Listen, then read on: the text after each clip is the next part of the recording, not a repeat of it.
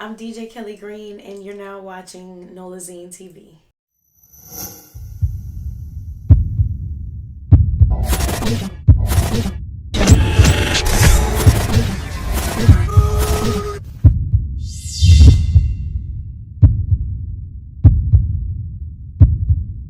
Okay, so tell everyone, where are you from? I'm from Baton Rouge. A lot of people think I'm from New Orleans, but I've been here for like the last 12 years. You're I from think. New Orleans, but yeah, that's what everybody tell me. But I was raised in Baton Rouge. I went to high school in Baton Rouge and everything. So that's good. So I can ask you this following question. Okay. So you've been living in both. Tell me, which one is the which one is the best city? You really have to make this. So I love Baton Rouge, but like as far as opportunity for me as a DJ and like just nightlife and fun, I'm gonna have to go with New Orleans. I mean, you see, I ain't went back. So when you first became one DJ, did you become one in Baton Rouge or New Orleans? I started in Baton Rouge. I actually started DJing at Vibes. That was my first consistent gig, and then I ended up getting on at the radio station 94.1, and I kind of worked there and made my name out there before I ultimately kind of had to come out here, cause I just started getting called out here more and more, and all the big stuff in Louisiana happened in New Orleans. Like, let's just be real about it. And so if I was gonna be doing anything for real, getting the real gigs and the big checks, I was gonna have to come to New Orleans anyway. So it kind of just happened like that organically. Gotcha. So who was the first promoter to actually book you in New Orleans? In New Orleans, 12 years ago. Okay, so I was DJing at this spot in Baton Rouge, called The Station, a long time ago. And I met Fiend there one night, and he just so happened to be looking for a DJ for some shows he had coming up. We exchanged contacts, and he ended up booking me like the next week, I think. So I guess that's the first person to really book me from New Orleans. Yeah. But I actually got my first gig for real in New Orleans from Musa. I did the first Jet Lounge. Oh, shout out Musa. It was terrible. I was so bad. But obviously I went and practiced some more, and I came back, and no, not really, but yeah. Tell me about this story. I mean, it's not really a story. I just was trash. I was a baby DJ terrible at that time. I know I was bad. They didn't even tell me I was bad. I just kind of I ended up having a car accident, and I couldn't make it back anyway. I was young. It was, yeah, I was fine, but my car wasn't, so that was the issue. Right. And I was still living in Baton Rouge, so I just couldn't come back. But me personally, I know I was terrible. So fast forward. So how did you start? Becoming one. DJ for the whole Jet Life. So I did the first Jet Lounge, and then ultimately, the first Jet Lounge and me DJing for them was years apart. So I ended up going back to Baton Rouge and, working a little harder, getting my name out there and stuff like that. So like I told you, organically I started getting booked for more stuff in New Orleans. And just kind of making a name for myself and practicing and getting my show together. And by the time that they used to do these car shows at Street Customs in the East, and they needed a DJ one day, and I was DJing for Fiend at the time. So I guess Fiend was around when they were saying they needed a DJ for the car show. He man, I'm gonna call Kelly. So he called me, and then it became a thing. I'm doing this every Saturday. Next thing you know, Duffey has to go do Basketball Wives, and they need a DJ on tour. So I had to fill in. Right, because I was about to ask you next. And then I got stuck. Yeah, because I was about to say, because like, you know, and like Currency is actually known for having, female DJs, and it was, you know, it was on Dallas on DJ Duffey. So it'd be like, how it was for you, like, you know, just going after her, like, because, you know, because like, you know, Currency had one, co-following that people don't know about. Like, you know, you got to go to the show to really know, like, they die-hard Currency fans. I think I was really more excited than anything. Okay. Of course, I was nervous because it was a new thing I'm doing. I had been DJing for Fiend, but now we was doing shows, but, like, they asked me to come on tour. So now we're doing, like, I'm living on a bus, living out of a suitcase on a bus, and we doing a show almost every night for almost 3 months straight, you know? So it was very new to me. It was a very cool learning experience. I love touring.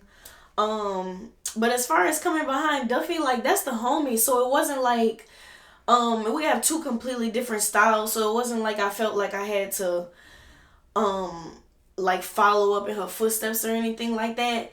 I just felt like if there was any pressure, it was just the pressure to kill it and just, you know, be cold enough to be an asset to this man's show. Because he is a performer of the highest tier himself. So, I can't just be standing back there looking like bland and boring. You know, I had to really bring something. So, that was the main thing for me. Gotcha. So, like, me just imagining being on tour with Curren, I can imagine his bus being lit, like. Literally lit. Literally lit. I've smoked the best. Like a jet lounge, huh? Oh, man. Like a jet lounge on the bus. I've smoked the best of the best on tour with him. And so many different things because people literally are just giving us weed. Yeah, for real. That's people just giving us weed, no matter what city. So what's the best weed you ever smoked? The best weed I ever smoked? Man, at this point, I don't even know. I don't even know. For real, I've smoked so many different types of weed. And, but I will say this. I don't remember the name of it, but I recently smoked a $2,000 ounce. I think it was a $2,000. I think it was an ounce. But yeah, I recently smoked a $2,000 ounce, and that's probably the best weed I ever smoked, for real. Hey, do you think it's worth $2,000? I don't think no weed is worth $2,000, but it was good. I will say it was good. Like, you know, $2,000. I think that's a little insane. That's a little steep. You know, I'm not spitter. I'm like a rapper weed.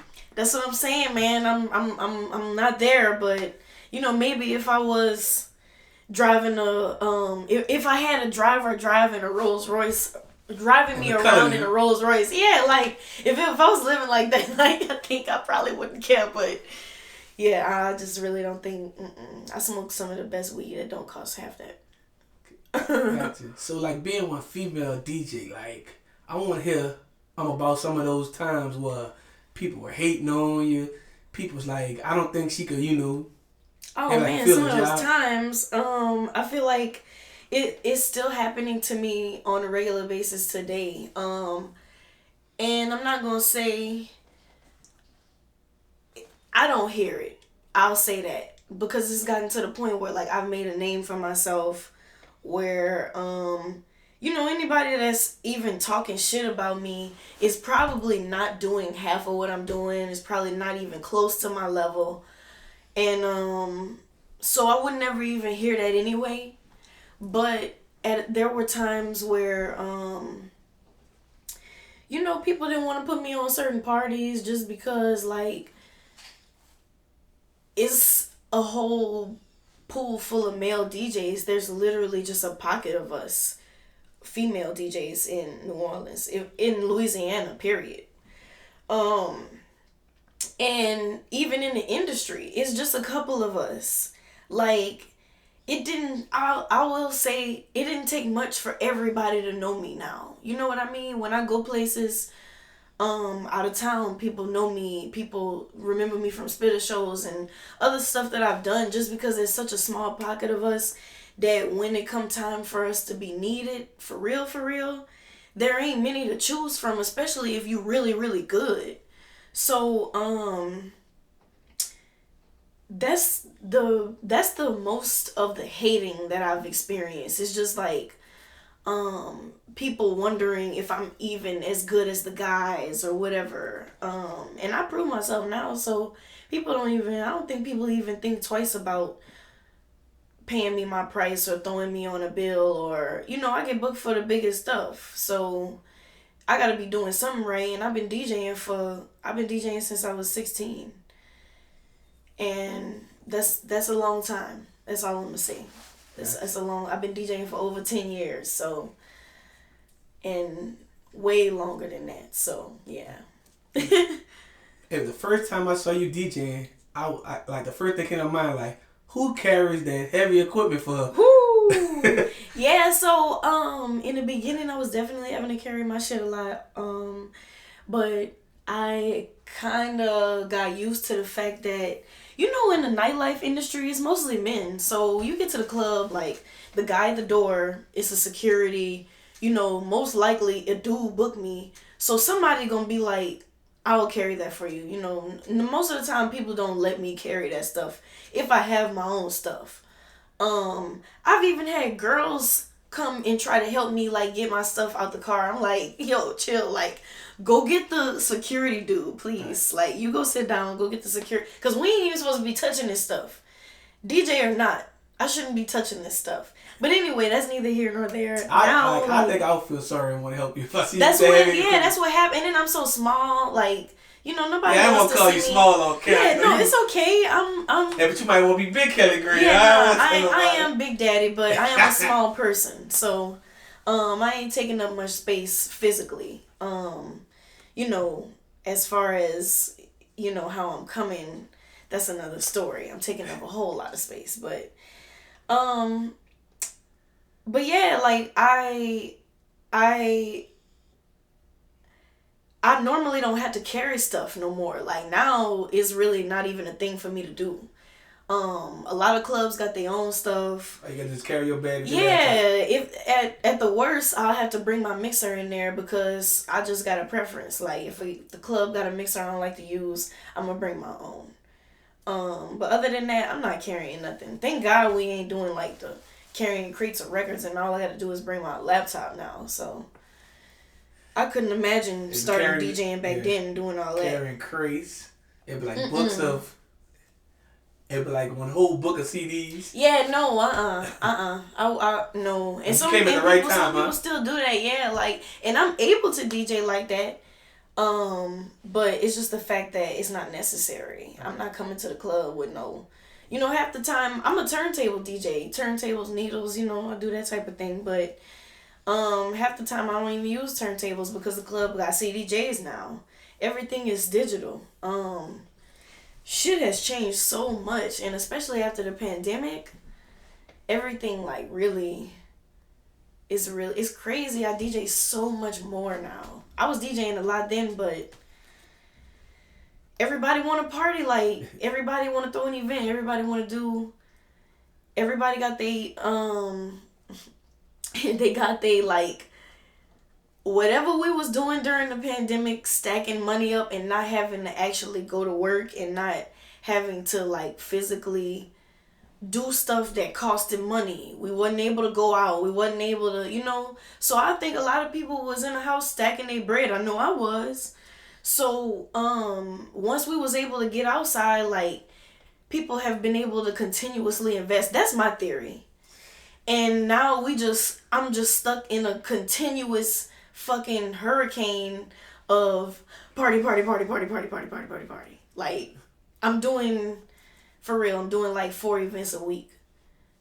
At the least, I'm doing 2.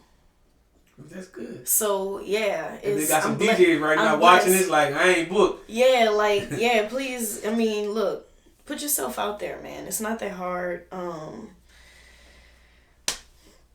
You just gotta, I find a lot of DJs are we tend to be more on the nerdy side. You know what I'm saying?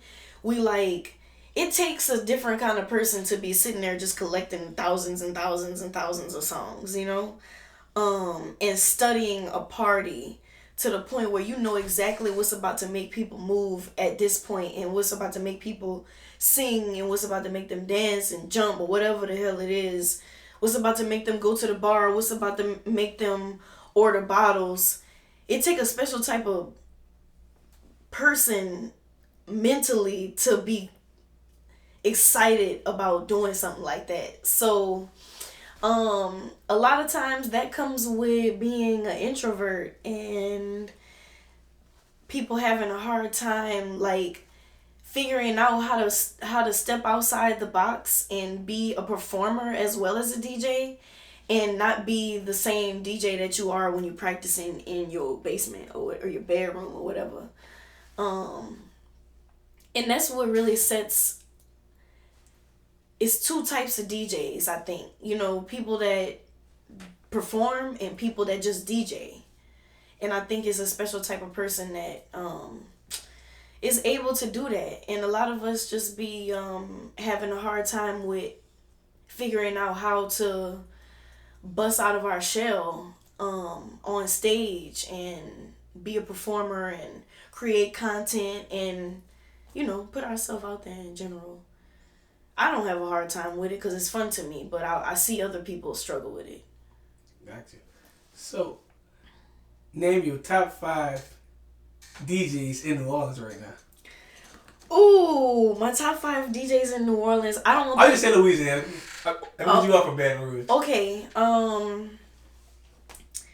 So I'm kind of detached from Baton Rouge right now. So like I don't really know. I feel like everybody that was DJing in Baton Rouge is like, I will give a big shout out to Super Mike, for real. Oh my God, Super Mike, he helped me a lot. I mean, he the reason that I was at 94.1. He saw something in me early on and was like, honestly, him taking me under his wing made a lot of people respect me faster than I think they wanted to. Because when somebody, like, he a heavy hitter out here. When somebody like that give you a cosign, I think that is, it speaks a lot for the person that is being vouched for. So a lot of times, like, the right people co-sign me, and that earned me the respect too. But anyway, so he definitely part of the top 5. I'm definitely gonna have to say Raj Smooth because, man, legendary people have really spotted that whatever it was they needed to see in me, and have, like, Raj got me on the bill 2 shows at Jazz Fest. I had 2 sets in one day at Jazz Fest on the Congo stage. And so yeah, cool DJ Super Mike, Raj Smooth, definitely fuck with DJ Rockaway. Man, who else? I gotta name 2 more people.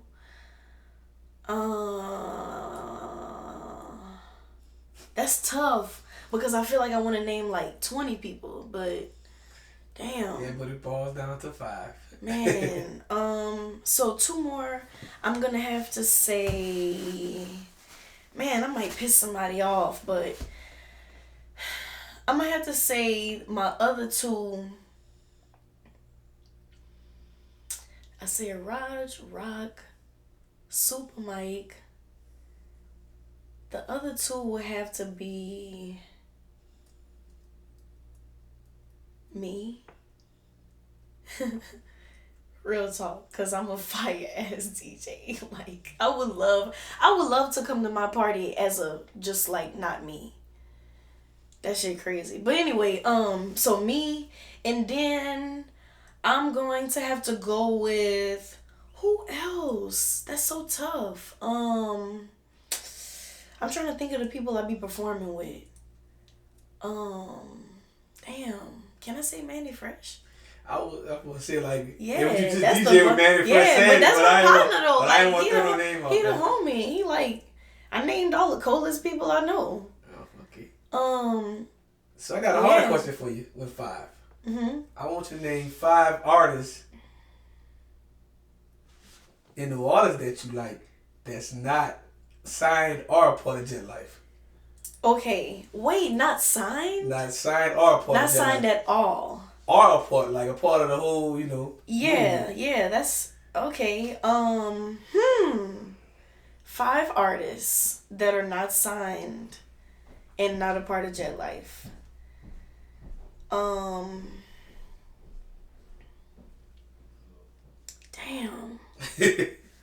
I know that would go be. Yeah, you slimmed it down so much because, like, because people we got a lot of people that sign too. Yeah. Like, because people gonna want you to, like, people automatically say, "Oh, she gonna say Jet Life." Yeah, of course. So I would have named everybody. So I want for the artist who's watching, it's like, man, maybe I got a chance, to rock with Kelly Green because she checking me out. Okay, so I'll say this. I actually over the pandemic started an online radio station, and I started reaching out more often to artists from around here because I'm like, I want people to be able to have a platform because we got a lot of cool ass artists out here.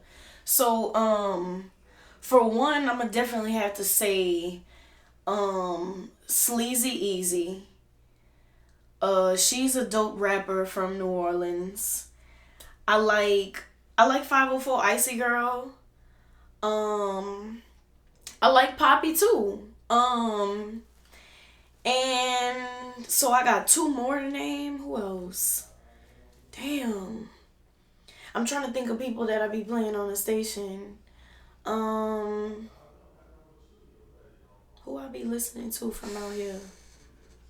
I don't know. Man, I'm asking myself like out loud. Like, it's tough and not signed.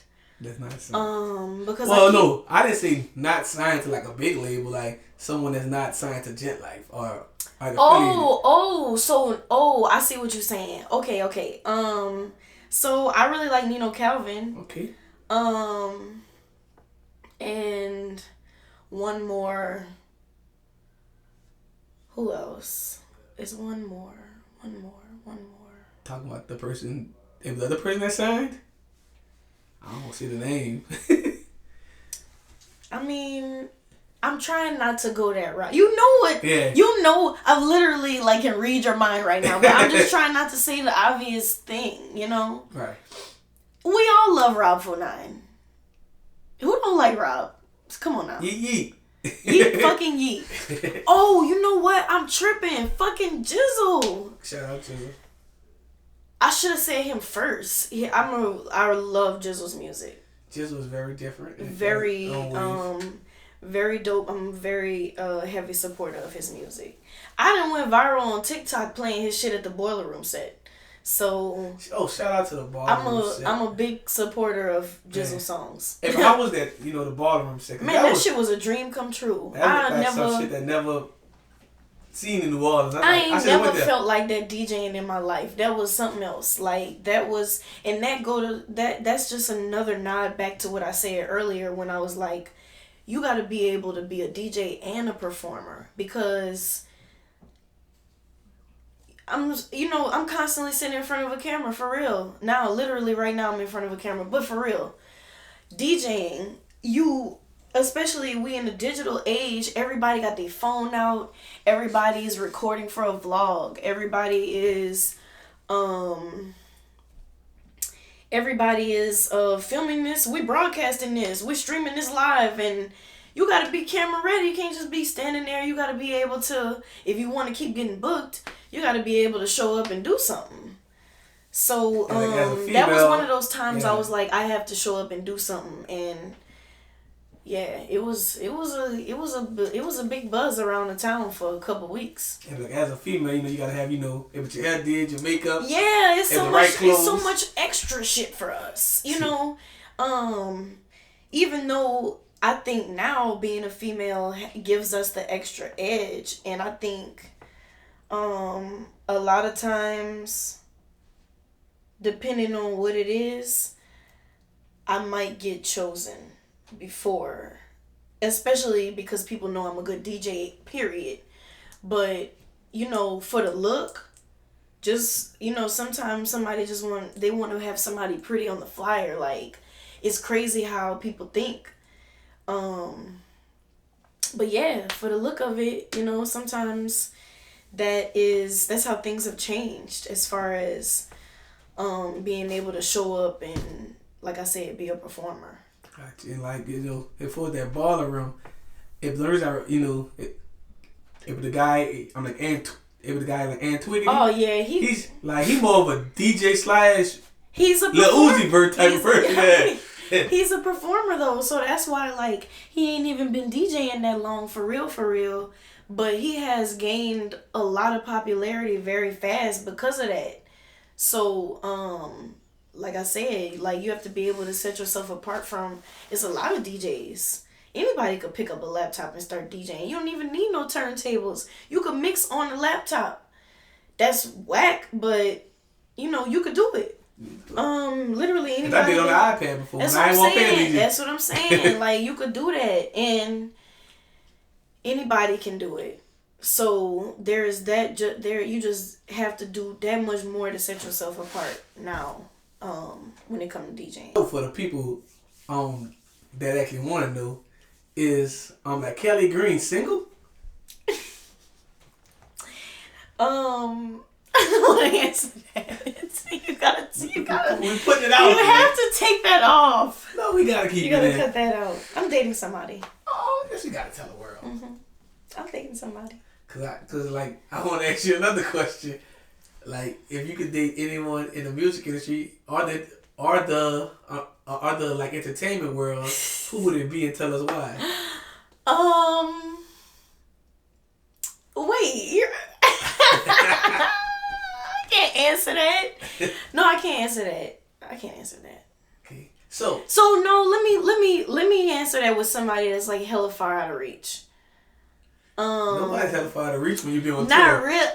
Yeah, that's why but I don't want to answer that. I'm like, I don't know though. A celebrity crush of mine. A celebrity crush. Who do I like? Oh, you know who I like? The dude from Snowfall. Okay. Damson Idris. He's in a relationship right now. He's so cute. But see, yeah, he's out of reach. He out of reach, and I'm out of reach. So, period. Leave that interview. Yeah, that should answer both of the questions you asked me. I'm out of reach. So I'm gonna ask a question before you started dating. Have you ever been catfished? No, I haven't. So I like the females answer this. So I found out interviewing females that it's a different way to getting catfished as a female. Mm-hmm. Like a guy who maybe came off of like one way, like came off like he had money. Then like as soon as you got with him, he had no money. And they got the guys who kind of be wearing, they like you might see him fresh, but they really be wearing their friends' clothes. Yeah. And they got the dudes. They got the guys with the dreads, where they had some bald spots. Yes. So like, have you ever been catfished? Okay, so in that, when you explain it like that, I have absolutely been catfished. I think because of like who I work around and stuff like that, dudes approach me and feel like, no, I don't want you to be broke, but they feel like they have to be doing some extravagant shit and like driving a Lamborghini and doing all of that.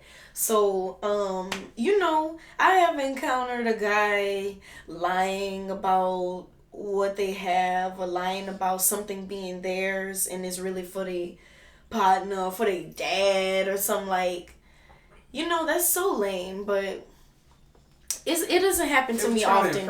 It don't happen to me often because I don't even attract that type of person, honestly. Oh, would you just really want a guy that's humble and like riding a skateboard like you fly? Yeah, you're so stupid. Yeah, like I like all that. Like I need you to have hobbies. I need you to have something going for yourself, but also like, I I don't need a fucking, you don't have to be pulling up, picking me up for date night in a Rolls Royce, but they could pull up on your skateboard. That's nice. You can hold hands, if you can skateboard around the city, That's cool a real date. That's cool too. That's cool too. They don't even know, right? Yeah. Okay, so being a DJ, especially in New Orleans right now, like to an artist that's probably watching, what is a proper way to actually get your music to you and actually find a way to like build that relationship with you to actually start playing on their music? Okay, so the best way is like I said, I have an online radio station. It's an app. It's called Sonic League Radio. You could go on the website sonicleagueradio.com and listen to it. I play other local artists on there on a constant 24 hours, 7 days a week rotation. So some of the artists that I mentioned in my top 5 are playing on there right now. I do a live stream show on Twitch on Thursdays called Mix It or 86 It, and people submit their music to me and I play the songs on my live stream and we listen to it, and I got a pretty big, like, a lot of people be in my live, so it's kind of funny, like the comments that people say because people be submitting some cool stuff, but people submit some ridiculous trash too. So we be in there like, finding some cool stuff, but also laughing at some of the funnier submissions. But yeah, like that, I think that's the best way to get your music to me. Because when we like the song, when everybody votes that they like the song, I automatically put it on the station. So I already have a following on the station that people listen to on a regular basis. So at any moment, somebody could just be listening to your song streaming on the station. That's the best way to me. Also, when I was working in a strip club, I think that was the easiest way for people to get music to me because there's so much money just going around in there. It ain't no questions asked. People just coming in there and shoving money in your hand like, hey, I got this song. Can I airdrop it to you? And you could get away with so much more in a strip club than you can like in other clubs. This is like, it was a cool hustle. Yeah, it's a little, that's like the first way, and then this is like number 2, and then I think the third best way is approaching a DJ in person and saying like, hey, I want to build a relationship with you. Is it cool if I send you some music or if I give you a jump drive with a couple of my tracks on it? I would like for somebody to approach me respectfully rather than flooding my DMs with links and bullshit and coming begging me to play something in the middle of my set and I ain't never even heard it before or whatever. I hate people flooding my DMs. Like, that's the most aggravating shit. I be ready to block people. I do it. Yeah, if you send me enough DMs back to back to back and I see it's like links and videos and it's the same shit over and over and over again, I am blocking you. I'm so not sorry because like you getting disrespectful because I know you see me not seeing this. You see me not opening these messages. So why you keep sending them? So like it's better to approach somebody in real life. I've had people come up to me and just be like, yeah, I'm a artist, I do this. Now, not in the middle of me scratching and mixing, don't do that. But, if you see me just kind of chilling and maybe I'm looking at my phone or I'm just looking around the party and I look like I'm just enjoying the song and I got time before I got to bring the next song in, come talk to me. That's cool. Other than that, there's an etiquette to be had when approaching a DJ, man. You want to... There's been times that I fucked the mix up because somebody was trying to talk to me and like there is a mental presence that I need to be able to perform, and when somebody come distracting you with links and all of that rapper talk, you don't always be ready for that. So you might get a completely different reaction out of me depending on when you ask. So it's just a matter of knowing. But the career thing is about, like, I think it's like a hard thing trying to become like a known rapper, cause everybody come with the same thing. I'm the hottest, but nobody know you. Yeah, that's the most annoying. I'm like, y'all don't realize the last dude just told me the same exact thing. You don't even know. You're all saying the same thing in my DMs, and sometimes I'll see somebody start a DM off a certain way, and I'm like, pfft, you couldn't even figure out how to just say something else. See, if I was a rapper and I was trying to get your attention, I would just I would have came to pressure and just like send you flowers I would try a different approach. I would try to flatter you before I try to get you to play my music. Now, get your attention. If somebody wanted to send me a bottle in the club, or yeah, you could send flowers. Send it with your mixtape taped to it. Hey, get your like attention. If you wanna, I don't give a damn about Yeah. I mean, and people think that you always gotta pay. No, you don't always gotta pay. Now, don't get me wrong. Like I said, send a bottle. Send, no, don't send a drink because I'm gonna think you put something in it.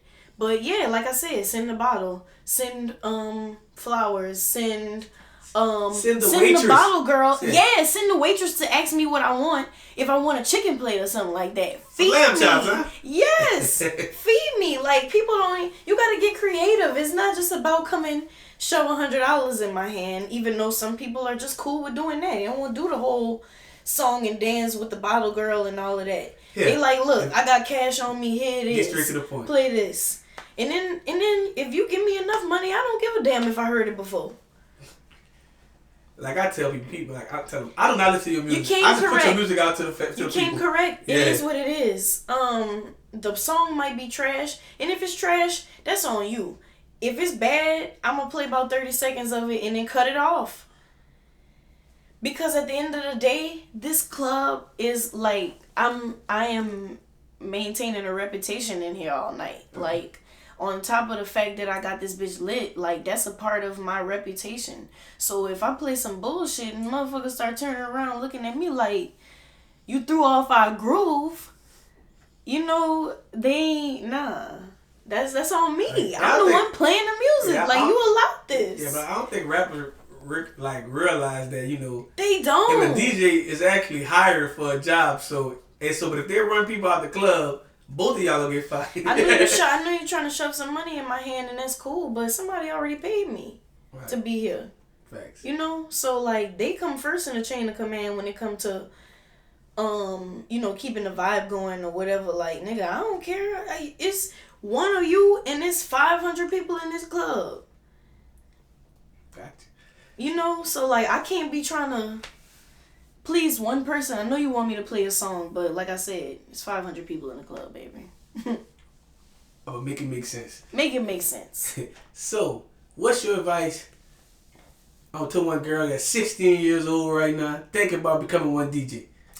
My advice is to become the best DJ, like, technically that you can. I mean, like, as far as being on point with your mixing and scratching and just being able to play a wide variety of genres and being the best DJ.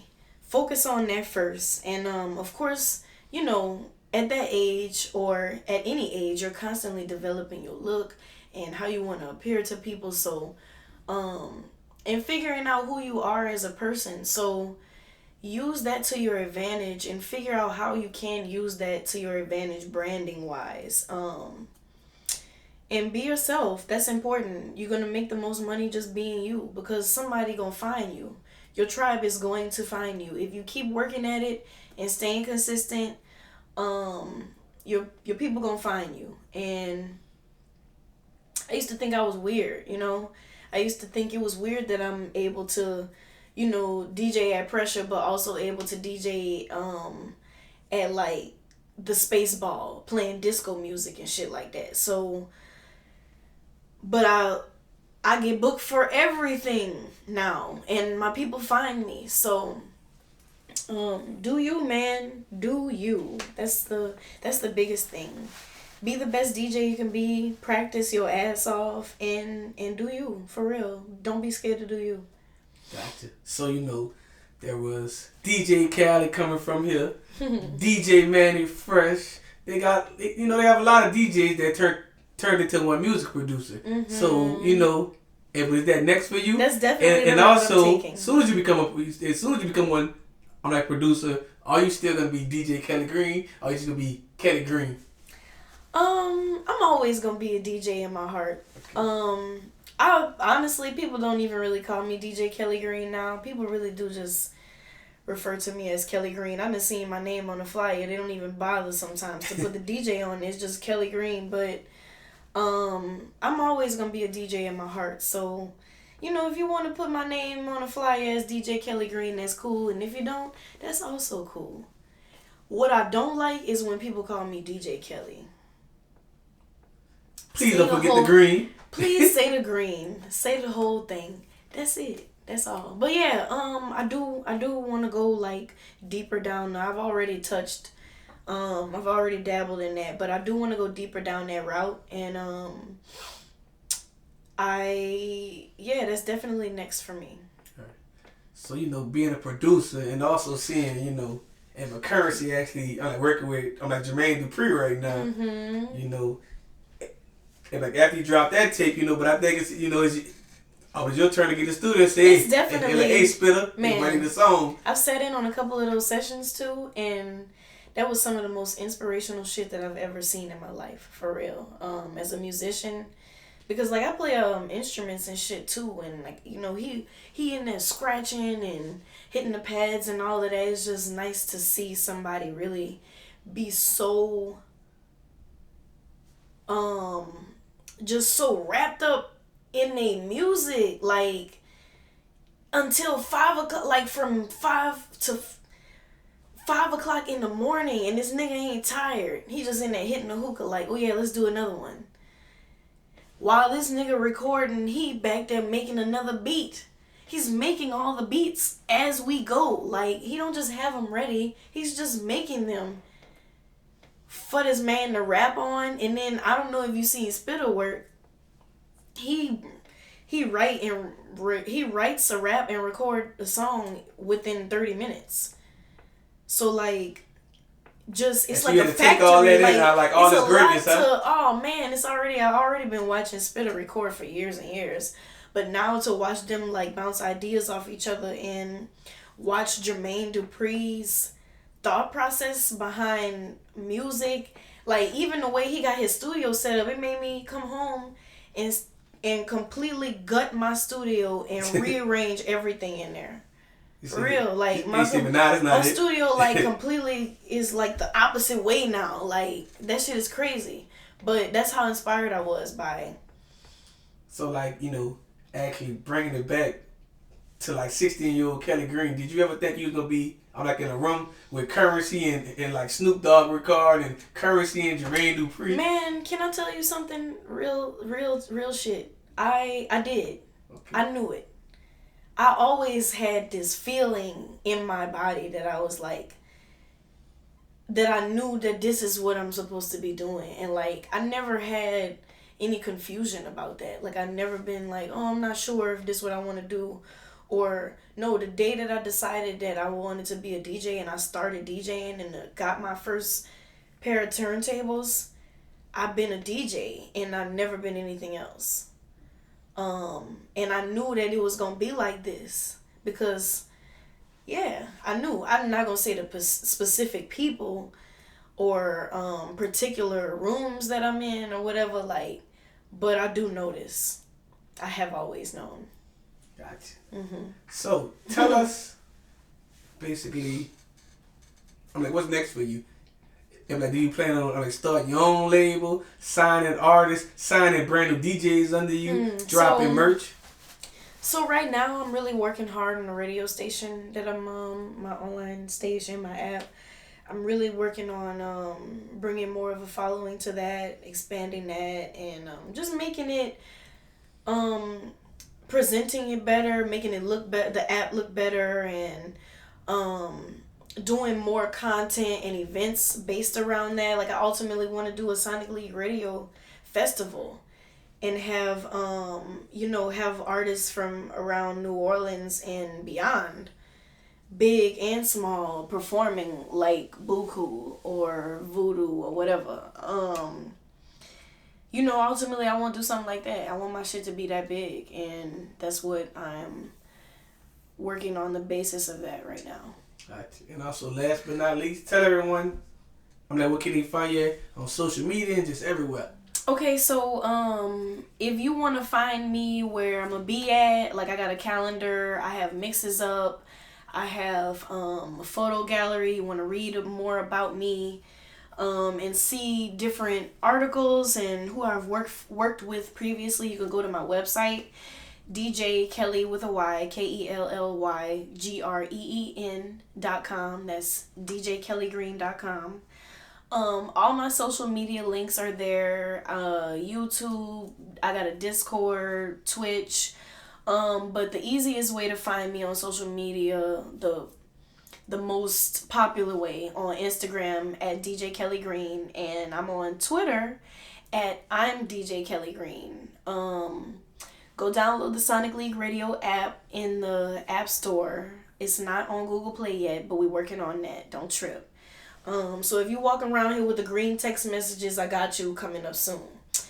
And yeah, basically go to my website. That's where it's at, for real. For real. And if you want to hear how I DJ, yeah. Nolazine, make them scream. Nolazine. Make them SCREAM. Scream. Nolazine, make them scream. You heard me.